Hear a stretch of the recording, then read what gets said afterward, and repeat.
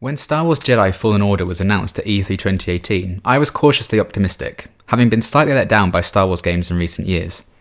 As time went on, my expectations remained grounded and the release kind of snuck up on me. What I'd seen had me interested enough, plus I was a big fan of lead actor Cameron Monaghan from Gotham, so I figured I'd check it out. Outside of that, I had no idea of any kind of plot or characters. I loaded up the game the day after release and dived right in. No idea what to expect. It's rare I go into a game this blind, and I'm honestly glad I did, because I was low-key blown away. Was it because I kept my expectations down? Perhaps.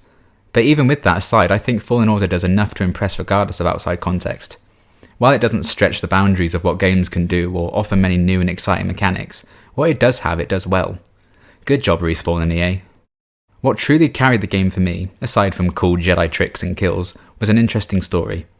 Having now completed the campaign, I thought it was a satisfying length, well paced, and while I would have liked a bit more from the ending cutscene, no spoilers, I'd be interested in seeing where or when they could take some of the characters we meet in the sequel. A great cast also helps carry the story through to its conclusion, though I wish we'd spent more time with some of the characters and learnt more about them, as I was more invested in a select few characters in the roster. Robot Companion BD1 is a huge part of the adventure, and I would die for him, let's not lie. They're a fantastic addition, and his role in things provides a surprising amount of emotion as things play out. The story takes place a few years after Star Wars Episode 3 Revenge of the Sith, with young Jedi trainee Cal Kestis in hiding after surviving Order 66. As he goes on the run from the Empire and the Inquisitor, he must relearn the ways of the Force and visit both new and familiar worlds from Star Wars lore for a very important quest. The game looks great, and many little details making the various worlds you visit that much more real. Having Cal have to retrain himself in this way justifies not starting the game with every possible ability you can unlock, and makes it satisfying to play through the story and unlock some really fun abilities, which can be enhanced with power-ups unlocked through earning skill points in combat and finding collectibles. The way in which these abilities are unlocked in the campaign also help break up the plot of the game in a great character-driven way. They're really fun to put into use, though they don't offer anything new compared to other licensed titles like The Force Unleashed or even unlicensed ones like Quantum Break. The game is pretty fair in how often you can earn skill points, though you may have to do a lot of exploring in combat outside of the main story to unlock everything in the skill tree before the end of the campaign. The combat itself is extremely satisfying once you get a handle of the controls, which I didn't struggle to do, and I suck at video games, and there aren't too many combos to learn when you unlock new attacks. The abilities you unlock also allow you to access new areas of the different planets you go to and traverse the environment in really fun and satisfying ways. You can climb in ways not dissimilar to The Legend of Zelda Breath of the Wild and the newer Tomb Raider games, and at certain parts of the story you're faced with challenging puzzle dungeons much like those two franchises. I had fun solving the puzzles, even if it took me far too long to solve the final one. However, if you really get stuck, you can visit BD1 for a hint. Speaking of getting stuck, the game has several levels of difficulty that you can switch between at any point as you play, allowing you to get past a boss or combat encounter you're stuck on if you're desperate enough like me. Fallen Order offers a lot of freedom like this. You can explore a variety of planets in whatever order you choose if you don't want to head straight to the one needed to advance the story, and there are tons of collectibles to hunt down or can't access until you have the right ability. This adds a lot of replay value to going back to places you've already been, as a great deal of the collectibles you find are customizable pieces of clothing and materials.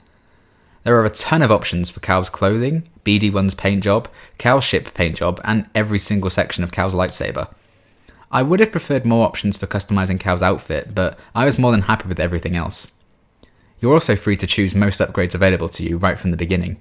The satisfying combat makes you feel like a powerful Jedi, and doesn't get repetitive as the game throws many different types of enemies at you that you can take down in different ways at long and short ranges of distance. There are a few big boss battles throughout the story that were great fun to tackle, and there are points where you can decide to let some enemies be taken out by the planet's natural wildlife, or just fight each other and save you the trouble. I have to also praise Fallen Order for not relying on quick-time events very much at all, a trope I'm pretty tired of. I can only really recall one or two instances of it in the entire campaign. There were some really cool surprises throughout the story mode that would be horrible of me to spoil, so I won't, and I purposefully avoided using any spoilerific gameplay in this review, as Fallen Order has some brilliant twists you don't want ruined for you. It was nice to finally have a Star Wars game again where you really feel part of the world and invested in what you're seeing. It gave me a lot of great memories of playing the Force Unleashed games.